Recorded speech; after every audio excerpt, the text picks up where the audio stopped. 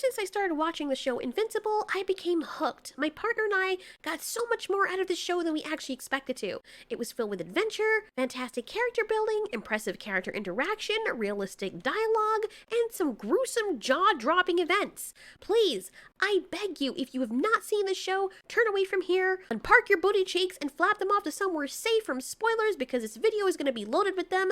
Not the cheeks, the spoilers. Mark Grayson, aka Invincible, had just seen his father kill one of the Guardians of the Globe for the second time. Then, all of a sudden, his father springs on him.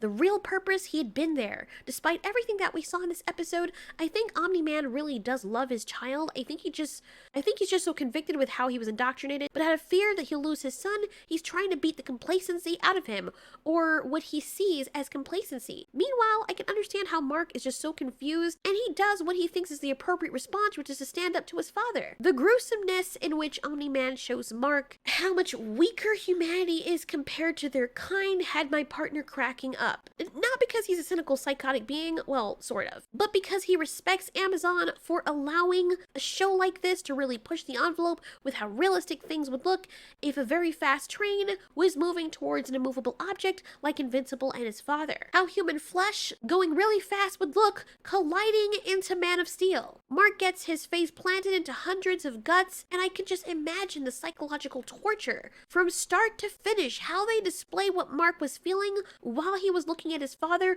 right after his father killed Immortal as he was trying to process everything that was going on, how Nolan's wife Debbie cried herself to sleep after having heard that Omni Man only saw her as a pet and nothing more, and that nothing they had together was real. I myself am still in denial, and I think what they had was real. A very huge part of me believes that Omni Man will come back and that humanity has touched him, whether he wants to admit that or not, that he really does still love his wife. And even though he's right in that beings like him live so long that human beings like us live the lifespan of an ant in their perspective, if he was able to fall in love with one or make a child with one, you would think there'd be a little bit more. We look at ants and we don't even give them a second thought. As much as I love animals, if I see a line of ants coming into my house, or we're eating outside minding our own business, I don't know, sometimes based on how I'm feeling, I'll just step on them. Sometimes it's more convenient to step on them than to try and avoid every single one. When I was very little, I considered their life and I knew that they were living beings that had families or, whatever. So for a phase of my babyhood, I tried to avoid every ant that I could. And then, as I got older and other things caught my attention, I just couldn't be bothered anymore. And I understood that in the grand scheme of things, there were so many ants that killing a few wouldn't hurt the ecosystem. We never think about whether or not an ant is looking forward to the next day. Sometimes we get so annoyed of their existence when we're having a picnic and they're crawling into our food, we're disgusted by them. And all we want to do is kill every single one of them as fast as possible. And to find the nest and kill that. And we don't even feel sorry. And even if there is a moment in time where we feel bad, it's so fleeting that we forget about it in the next second. These ants, they look nothing like us. They do not stop and mourn their dead. Some just put their dead in a trash heap and keep going about their day like it didn't happen. They don't hold ceremonies. They don't have loving relationships. And based on research that we've done on them since we've been studying them, we've found that they don't have complex emotions like empathy or anger. Because they don't look like us and they operate more so like robots, we don't care if we kill them. Everything is just work for them. I can understand how Omni Man would see humans as something to be insignificant if he lives for millions of years and a human being lives only for 75 or 80 years. However, there is something that I think he's convinced himself that he doesn't feel, but he actually does feel, and it's love. Even if he saw the female that he used to bring forth his child as a pet, you would still love your pet. I obviously think it's more than that, unless his relationship really is like that of Dracula and his familiars or servants. But I think humanity did affect him, as we saw at the end of the episode. Everything you know will be gone. What will you have after 500 years? Dad, I still have you. Dad?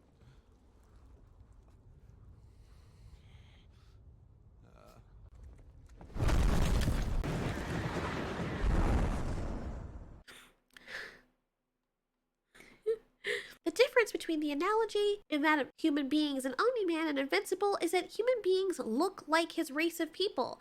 And just like we love our dogs and our cats and our hamsters, and they don't live as long as we do because we can find common ground with them and they're integrated into our family, we wouldn't just kill our pets because their lives are short anyway. Because of that, it seems as though their lives would be even more meaningful. We have less time to enjoy them on the earth, and because of how they impact us. The way that Omni Man is speaking and the anger in which he says things tells me that he's having a battle within himself psychologically. He's been trained from a child to be a certain way and to think a certain way, and now his life on earth has been challenging that. Having his son reawaken that indoctrination, and you can see that at first when he learned that his son had powers, he was scared because he knew that he was going to have to do something horrible. He knew that he was going to need to make good on his promise or his loyalty to Viltrum. He knew what he was going to have to do. I'm not sure why he required his son to have powers before conquering Earth. I'm not sure why he decided to kill the Guardians of the Globe and then still pretend to be a hero when he could just taken them all out and then went on to conquer humanity immediately.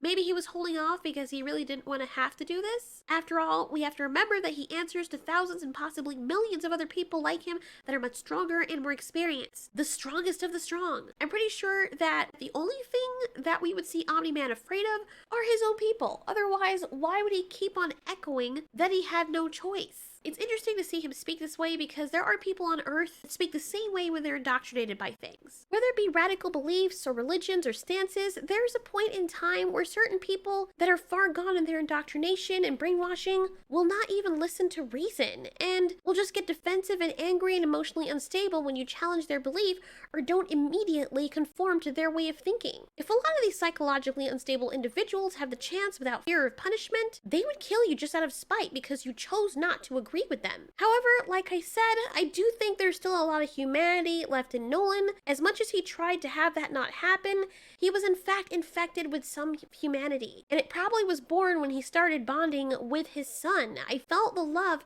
he had for his son and even for his wife. And maybe he's trying to tell himself that that's not the case. And like a societal sleeper, the time has come when he has to activate himself into terrorizing humanity for his greater cause or what he believes is a greater cause. He'll still do it because he's loyal to Viltrum. Even if he were to come back from all of this and just be regular Nolan Grayson again, and people considered that level of brainwashing is all he'd ever known, it doesn't change the fact that he cold-heartedly and mercilessly erased so many lives, including that of the heroes who kept many people safe and who themselves had families.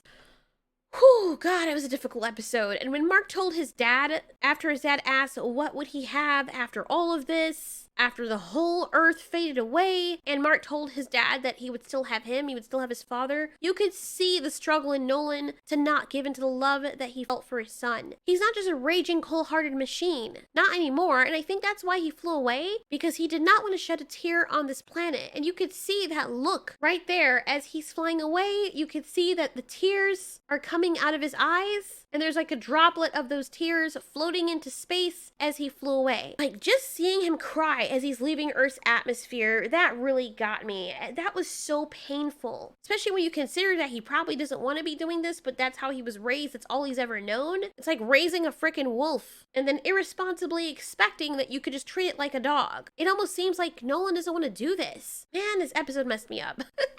One thing we know is that if Omni Man really wanted to kill Mark, he would have killed him a long time ago. The whole thing is just so freaking sad. Oh my God. And even if Omni Man came back and said he was sorry, what are they gonna do, jail him? It's so stupid. It kind of reminds me of that movie Hancock, played by Will Smith, who was literally a Superman hero.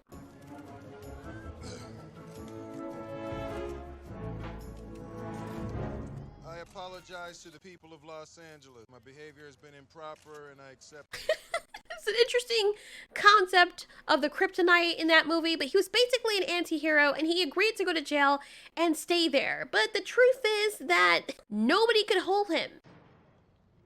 Did you shove a man's head up another man's ass?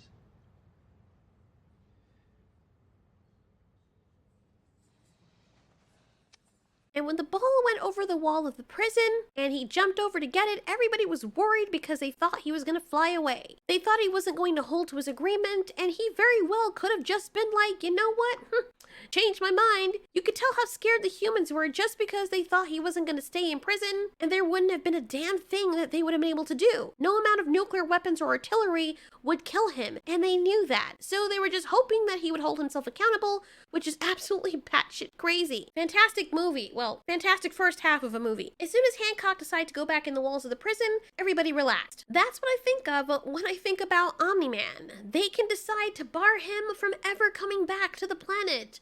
But can they really enforce that? And do you really even want to risk pissing him off again by trying to? When you have a being that powerful, what can you really do? Now we see near the end of the episode they have an undead super soldier army and these undead super soldier dudes that the sewer guy was working on. That really did give Omni Man a run for his money, but when Omni Man seems to be very, very angry, nothing can stop him. But those undead super dudes seem to almost be on par with the Guardians of the Globe, or at least with beings like the Discount Wonder Woman and Immortal. Anyway, what an amazing episode. I felt really, really sad for Debbie. I felt sad for Mark. And in the end, when that one alien guy tells Mark that Ultraman or people like him, Viltrums, never leave their post, it makes me wonder what Omni Man is up to, because surely he cannot face his people alone if he decides to rebel against them. I think Omni Man is trying to prepare his son to be as strong as possible, because sooner or later, those Viltrumite people will check up on Nolan, and if his son is one of the weak ones of their kind,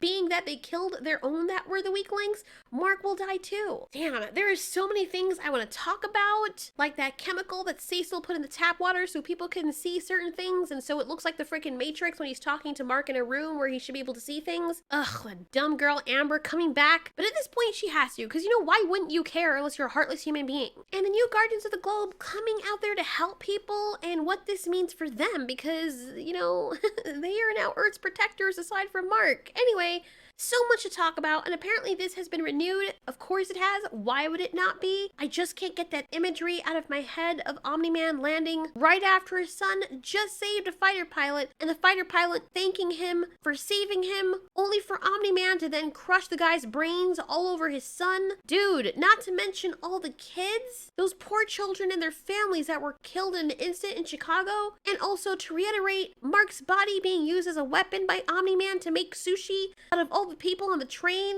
Oh my freaking god. So many emotions, so much to talk about. I just don't understand how the show is so good. Anyway, what did you guys think about this episode? Was it the most gruesome episode? I think it's right up there with what happened with Red Rush. Just wow. Red Rush is still the most gruesome thing I've seen in this episode so far. And I do intend to make a video on that. Thanks so much for watching. This has been Ultiori. You ask, we answer.